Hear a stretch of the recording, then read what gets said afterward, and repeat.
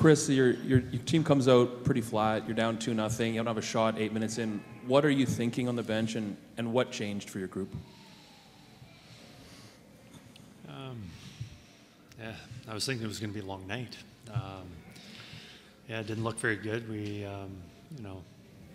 things weren't going our way. They looked much sharper, making plays. I'm not sure which line it was that kind of got things going. Obviously, the big turning point was the McLeod goal, but it wasn't the start. But you've seen this right through the series, where both teams have absolutely dominated, and then the other team has dominated. Like, it's been back and forth, and we didn't have our start, which is hard to overcome, because you're down 2-0 in a game like this. It's hard to overcome, but I think we just got back to the way we were supposed to be playing. I think a lot of it had to do with maybe the turnovers at the blue line, where we weren't getting pucks in deeper, and they were just quick transition, and then we're just we're always in a bad position for that next shift. Front row left. Kris, what did you think of Corey Perry's game tonight, and how well he's handled the last couple of weeks of not being in the lineup? First of all, Corey was great tonight. I thought he played really well and what we wanted, and I think Corey's very consistent in his game. He played tonight a lot like he'd been playing before, and you probably ask, like, well, why am I taking him out of the lineup? It was just kind of what we needed, and who we were playing, and who else is playing well, and but how he played tonight, that's what we were expecting, and we loved it. I liked his puck play. I thought he was good, composed on the wall, but even now getting away the games that he didn't play, he was still contributing to our team. Great mentor for our younger guys, even our older guys, just settling things down and being positive. So, great to have on a team, whether, he's dressed, he's not, but tonight having him in the lineup again was beneficial for us. Fourth row left, Jason. Kris, this is Cam's question for you. What's more important at this time of year, a good start or a good finish? Oh, it's definitely the finish. You want to have the end. But that being said, just because the hole might be too big to finish strong. So, I'll say finish tonight, because obviously that's the part of the game that we play better at. But down 2-0, I'm not sure how many times we can pull that off. Tonight, Darnell, maybe his most physical game of the playoffs, I think, just looking at the hit sheet, but just watching the game itself. He ended up with 12 hits, had 3 blocks, had a key assist, and the 1 block that led to the shorthanded goal.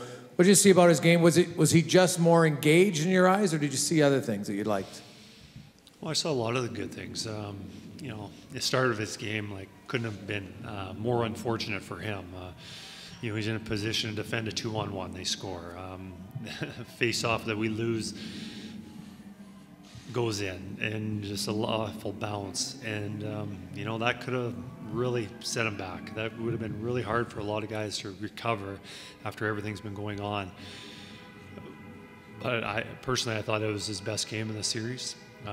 Maybe in the playoffs. I thought he was engaged, yes, but I thought he was moving his feet. One thing Darnell is he one of the best in the league on covering space, with his speed, his reach, and then finishing plays because of his strength. Those 3 attributes is what really sets him apart from other defensemen. And tonight, those things I'm just talking about, I thought he was really, really good at that. It was nice to see him joining the rush a little bit. There's one that bounced over his stick. He had a good scoring chance. A lot of block shots, which he's always had. But it was a very, very good game from him. So in that same row, Frank. Kris, one of the big storylines in this series was the depth that Dallas has. But when you get moments like you got tonight and shifts from Janmark, not on the penalty kill, but at even strength in the third, the lineup decisions and the tough choices that you've had to make, what does that say about the depth that you have? Yeah, no, I think our depth, we appreciate what our depth is. Dallas's depth is maybe a little bit different. Their depth are guys that are more playing on the power play. Obviously, special roles too. Our depth is, defensive responsibility, especially on our penalty kill. Now, lately, they've been coming up with some key goals. Connor Brown has been part of 3 goals in the last 4 games. Janmark tonight, he's had a lot of good games this series or through these playoffs. Tonight was another one. He was really good for us. So, maybe our depth players aren't as flashy, don't have as many points, but for the value of our team, we appreciate them. 4th row on the right. Kris, your penalty kill continues to be lights out in the playoffs. You only had to kill 2 tonight, but obviously a big momentum swing on that shorthanded goal. Can you just kind of talk about the penalty kill tonight and what you saw on that shorthanded goal? Well, you think about, key moments of the game. I believe that shorthanded goal was the game-winning goal. Like, that was a big turning point in the game. Another key moment was we got a 4-2 lead and we take a penalty, and this is their opportunity to get back in the game. It's their opportunity to make it 4-3 with plenty of time left on the clock, and we come up big with another kill. No matter who we've had in the lineup, we've had a lot of guys in and out, those penalty killers, but everyone's stepped up and take a lot of pride in that job. And it's very important to have a good penalty kill. It's good to be a power play, but it seems keeping the puck out of the net's more important. Front row left, Bob. Kris, Broberg played a playoff career high in terms of time on ice tonight, 14 minutes. Just your assessment on it. He gave us everything we wanted. We wanted him to be able to move the puck up. His agility.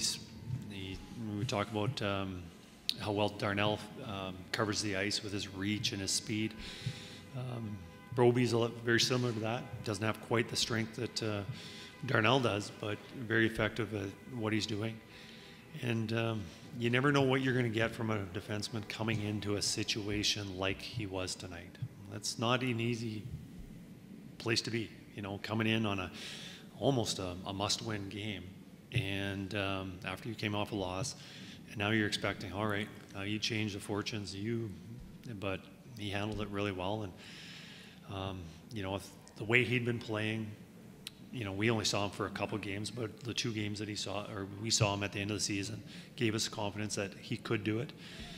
But even the amount of time and the reports of how well he played in Bakersfield, that else cemented how much confidence we had in him. So I thought he played really well. We had a tough decision to take out Vinny, because Vinny's been giving us everything he's got. He's been good, but for what we wanted to do, we had to change some things a little bit, and he was the odd guy out, which wasn't easy for us. 2nd row on the left, Daniel. Kris, what did you think of your 3rd period tonight and closing out a 2-goal lead? I thought we did a really good job. Anytime you have a lead, you don't want to take a penalty, but, it was a tough one. I thought Zach got his puck on stick and then tripped him, and but the penalty kill came up big there. Overall, I thought it was good. I thought it was a really solid 3rd period, and that's how we want to play. Probably get to Mark's next question. We got a 3rd period goal. I liked how we played. We'll take 2 more. Derek. Kris, I just want to ask about maybe the process that you and your coaching staff go through to make some of these changes. There some of the gutsy changes, bringing in 3 guys. You guys made gutsy calls, changing your goalkeeper, your goaltender in the last series. What is the process behind those decisions, and they seem to be all working out for you? There's not a decision I make without consulting probably 5 to 12 people. There's a lot of talk, and it goes on for quite a while. And we talked about changing the forwards, and sometimes it's a little bit easier than other times, and other times it goes on for quite a while. And as for the defensemen, we talk to each and every one of my coaches. We do it together. I do it individually. And then we follow up. And last night I was talking to Paul again on the phone. deciding what we wanted to do, and we still hadn't made the decision that night, and we made the decision in the morning. But obviously talking to Ken, what we needed to do, and you know, hopefully after talking with everybody and weighing the pros and cons, because there's pros and cons of every decision, hopefully we make the right one. But you know, they're tough, especially when the stakes are as high as they are right now. Last one, second row on the right, Andrew. You're happy 1-1. How happy are you 2-2? Well, anytime you are trailing going into a game and then you tie it up, you're very happy. You know, you look at this series, and I don't think there's a game that either coaches or players thought, you know, we could have won that one. And, you know, there's 4 games that Dallas thought they could have won, and we felt there's 4 games that we could have won. And, you know, it's been a good series, and, you know, I like where we're going. I like stretches of how we've been playing. It's just important that we are able to do it for longer stretches.